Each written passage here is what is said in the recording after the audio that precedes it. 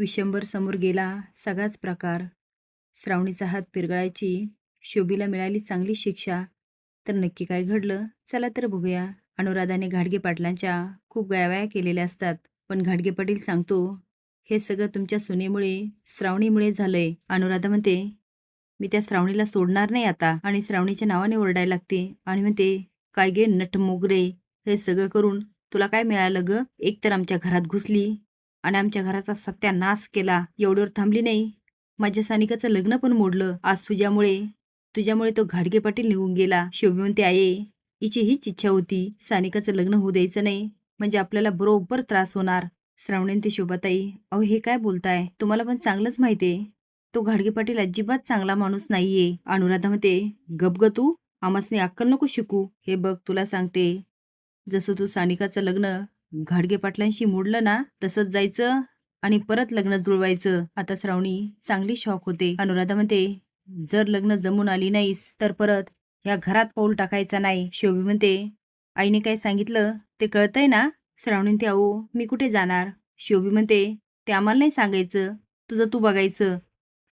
शोभीचा नवरा शशांक न्यूजपेपर घेऊन येतो आणि म्हणते शोभे अगं बघ ना, या पेपरात काय आलंय. शोभ म्हणते इथं आमचं काय चाललंय आणि तुमचं काय चाललंय. तर अगे येडपट, पेपर तर बघ. शोभी न्यूजपेपर बघते, तिच्या पायाखालची जमीनच सरकते. ते आता डोक्याला हात लावत म्हणते अरे देवा, हेच राहिलं होतं. अनुराधा विचारते काय ग शोभे, काय झालं. ती पेपर दाखवत म्हणते हे बघ. अनुराधा बघत म्हणते सानिकाचा फोटो पेपरात छापून आलाय. त्याआधी हेडलाईन असते लग्नाआधी गर्भवती, सानिका शेलार प्रकरणाने शहरामध्ये खळबळ.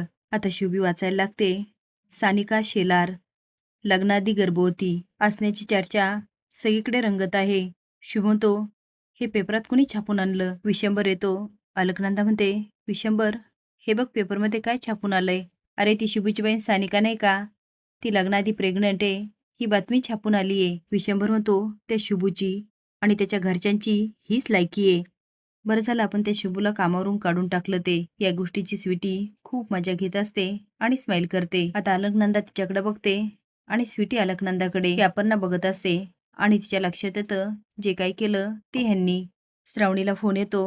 श्रावणी बघत म्हणते मला कोल्हापूर एक्सप्रेसमधून फोन आलाय. ते आता उचलू म्हणते मला का फोन केला. तिकडून पत्रकार म्हणतो काल जी तुम्ही सानिकाची बातमी आणि फोटो दिले ना, आज त्याने कोल्हापूरमध्ये बवाल झालाय.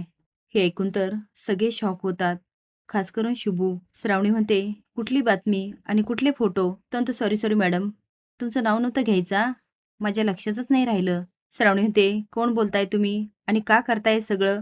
शिव म्हणते बघितलं काही सानिकाची बदनामी कुणी केली. काय रे शुभू, बोल ना आता बोल, थोबाड का बंद आहे. अनुराधा म्हणते काय गे नट मोगरे, माझ्या पुरीची बदनामी करायला तुला लाज नाही वाटली. श्रावणी म्हणते बघा कुणीतरी गैरसमज करतय, मी असं काही केलं नाही. शिव म्हणतो आई श्रावणी असं का करेल. शिवूचे बाबा म्हणतात वय शिबू बरोबर बोलतोय. अनुराधा म्हणते तुमच्या लेकीची एवढी बदनामी केली तरी ह्या पोरीच्याच बाजूने बोलताय, तुम्हाला तुमच्या लेकीबद्दल काहीच वाटत नाही. शोभी आता तावातावाने आणि दात खात म्हणते ए शुभू आता तरी डोळे उघड, तुला कळलं ना ही पोरगी कशी येते. श्रावणी ते अहो तुम्ही विश्वास ठेवा, खरंच मी केलं नाही. शिव म्हणतो मला माहितीये हे सगळं कुणी केलं असेल, तो घाडगे पाटील. आता काही झालं तरी मी त्याला सोडत नसतो. आता स्वीटी, अलकनंदा आणि घाडगे पाटील मोठमोठ्याने हसत असतात. स्वीटी म्हणते घाडगे पाटील तुम्हाला मानलं पाहिजे हा.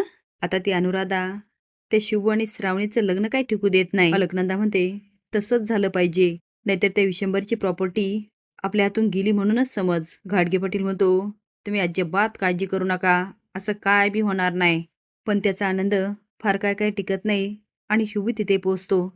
आता घाडगे पाटलांची अवस्था होणार अगदी कुत्र्यासारखी. असेच नवीन अपडेट जाण्यासाठी लाईक आणि सबस्क्राईब करा. धन्यवाद.